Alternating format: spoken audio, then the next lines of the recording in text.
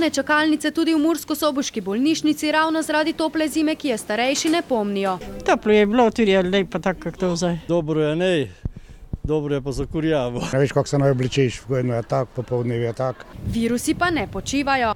Pojavljajo se različne oblike virusnih obolenj, zdaj tudi že prve gripozna obolenja in zagotovo bi tukaj nižje temperature v tem času zaustavile to masovno prenašanje vseh teh različnih oblik virusa.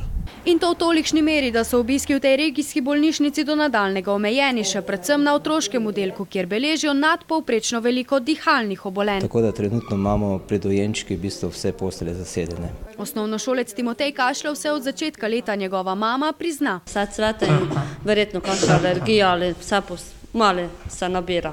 Topla zima pa ne vpliva zgolj na razhajanje virusov pri ljudeh. Imuni na viruse niso niti kmetijski pridelki. Če se vreme v 2 tednih ne bo drastično spremenilo, si kmetovalci namreč že lahko obetajo ponovno katastrofo.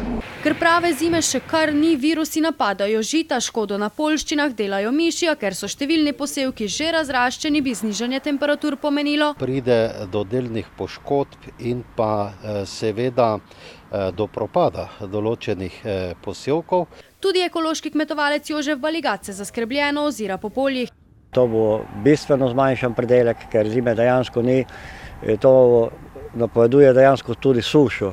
A tudi veliko snega je lahko problem, saj se pojavi snežna plesen. Trenutne temperature za vinogradnike še ne pomenijo škode, mimo nje pa ne bo šlo pri čebelarjih ter vrtičkarjih. Tudi za vse zelenjavnice, ki so danes na prostem, enaka zgodba.